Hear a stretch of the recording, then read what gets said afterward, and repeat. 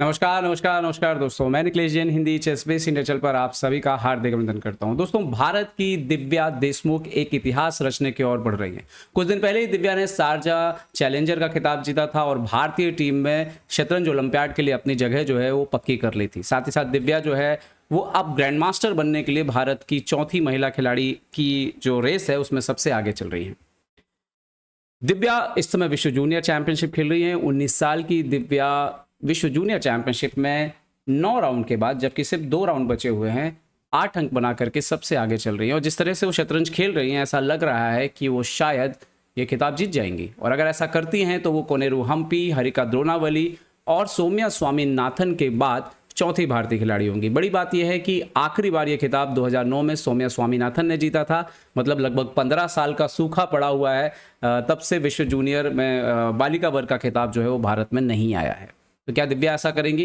नजर रहेगी। फिलहाल दिव्या 8 अंक के साथ सबसे आगे हैं। मरियम जो कि आर्मेनिया की प्लेयर हैं वो 7.5 अंक के साथ दूसरे स्थान पर है। और बहुत ही सरप्राइजिंगली एक न्यू प्लेयर, जिसको हम कहेंगे न्यू प्लेयर मतलब कि टॉप लेवल पे हमने नाम नहीं सुना, साची जैन, जो शायद तक महाराष्ट्र से आती हैं, एकदम श्योर नहीं हूं मैं। 2124 रेटिंग है, लेकिन उन्होंने कल एक WGM को भी हराया और 7 पॉइंट के साथ तीसरे स्थान पर। आज दिव्या से उनका मुकाबला है। देखते हैं क्या होगा। खैर, उस पर हम लोग बाद में नजर डालेंगे। दिव्या के गेम पे नजर डालते हैं। दिव्या आजकल किस तरह के गेम खेल रही हैं, ये भी एक इंडिकेशन है कि किस तरह से वो एक खिलाड़ी के तौर पर मैच्योर होती जा रही हैं। और ये गेम उन सब खिलाड़ियों के लिए एक मैसेज देता है, युवा खिलाड़ी, नए खिलाड़ी, जिन्हें लगता है कि कई बार बराबर की पोजीशन जो है वो हमेशा ड्रॉ होती है। ऐसा नहीं होता है। कैसे एक इक्वल लग रही पोजीशन भी जो है वो जीतते हैं बड़े खिलाड़ी, आप इससे सीखिए। तो दिव्या काले मोहरों से खेल रही थी। सामने थी उनकी भारत की बहुत ही टैलेंटेड प्लेयर रक्षिता रवि, जिनके पेरेंट्स खुद इंटरनेशनल मास्टर हैं। Okay, E4, E6, D4, D5, night C3, night F6, bishop G5। तो यहाँ पर D into E4, night into E4, तो बिशप E7। तो यहाँ पे फ्रेंच वेरिएशन का एक्सचेंज लाइन हुआ और लगातार मोहरे के एक्सचेंज होते रहे। Bishop F6, night F3, castle.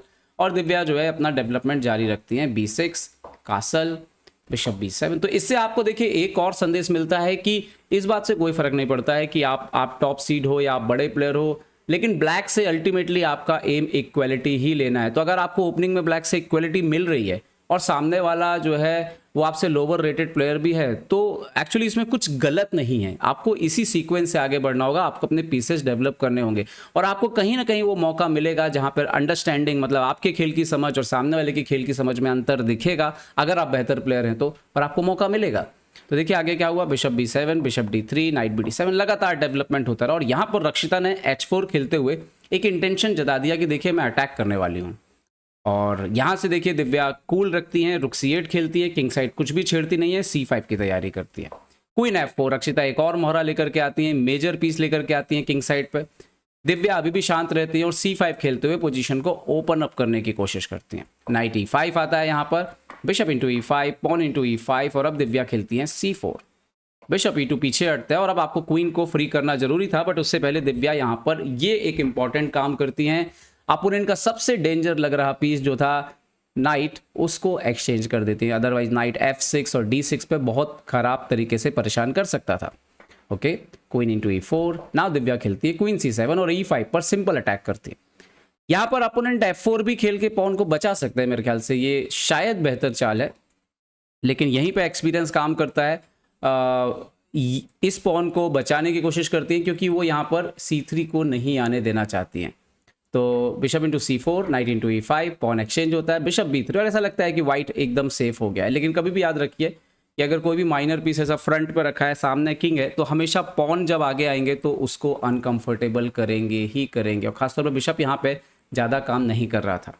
और खासतौर पर जब तक कि वाइट जो है इस तरह से कुछ यहाँ पे पोजीशन को तोड़ ना दे, इस स्ट्रक्चर को, तब तक फिलहाल ये बिशप उतना उम्दा काम नहीं कर रहा था। ओके, दिव्या आती है पीछे, नाइट D7, नाइट C5 की तैयारी, क्वीन E3। तो अब खेलती हैं B5, रुक C4, सो A5। और जैसा कि मैंने बोला था कि अगर आपका पीस वहां है तो अनकंफर्टेबल हो गई। खैर, उन्होंने खेला रुक HD1 और यहीं से थोड़ा सा गलती शुरू होती है क्योंकि दिव्या लाती है night C5, C3, A4, bishop C2, A3, B4, night A4। अब यहाँ पर आप इंजन लगा के बोलोगे, जैसे जो आपको यहाँ पे हमारा धोखेबाज मीटर दिख रहा है, आपको लगेगा पोजीशन तो इक्वल है, बराबर दिखा रहा है इंजन। नहीं, इंजन बराबर दिखा रहा है क्योंकि इंजन ये कैलकुलेट करता है दोनों साइड से एक्यूरेट मूव, लेकिन क्या ह्यूमन खेल पाएंगे एक्यूरेट मूव? क्योंकि पोजीशन में ऑलरेडी इनबैलेंसेस हो चुके हैं, पॉन स्ट्रक्चर अनइवन हो चुका है, थोड़ा सा डिस्टर्ब हो चुका है, और अभी भी वाइट के पास कोई क्लियर प्लान नहीं है अटैक का।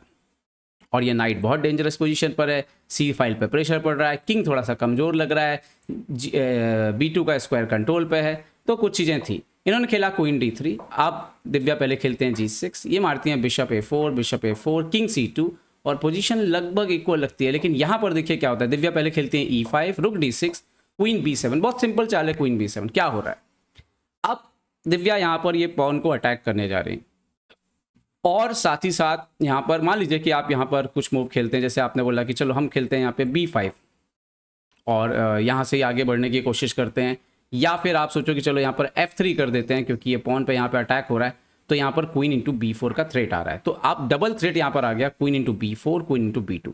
तो इन्होंने बचाने की कोशिश की, किंग B1 गई, बट आफ्टर क्वीन B2 हुआ ये कि वाइट अभी तक तैयार नहीं है ब्लैक पे अटैक करने के लिए, और धीरे धीरे ये सारे के सारे पॉन जो है वो बोर्ड से जाने लग गए, तो वाइट का अटैक ऑर्गेनाइज ही नहीं हो पाया।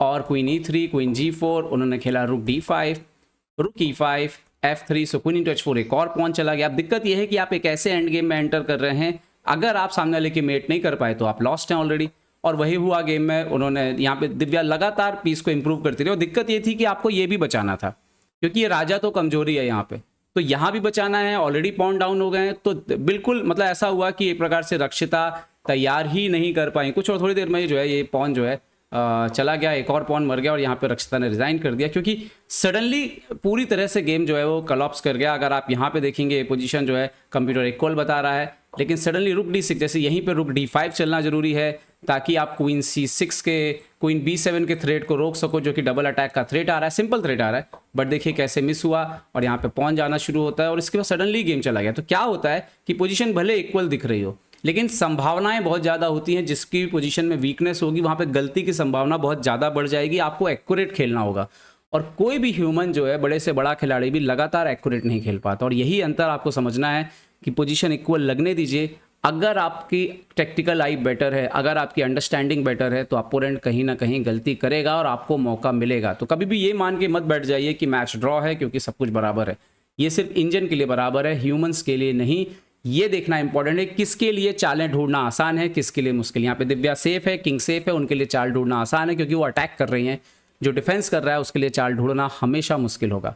और यहाँ पर रक्षिता अपने अटैक को ऑर्गेनाइज नहीं कर पाई, और दिव्या ने जैसे बड़े आसानी से मैच जीता है, मैं ये कहूँगा, और बढ़िया ये जीत। अब देखते हैं कि आगे के 2 राउंड में, आज का राउंड बहुत महत्वपूर्ण है, आज देखते हैं अगर आज भी दिव्या जीतती हैं तो फिर उनका खिताब, विश्व जूनियर खिताब जीतना जो है वो काफ़ी हद तक काफ़ी नज़दीक पहुंच जाएंगी वो विश्व जूनियर का खिताब जीतने के लिए। उम्मीद करता हूँ वीडियो आपको पसंद आएगा, पसंद आए तो लाइक शेयर और सब्सक्राइब करना ना भूलें। देखते रहिए chess base India. Chess base India के लिए मैं निखिलेश जैन, जय हिंद दोस्तों।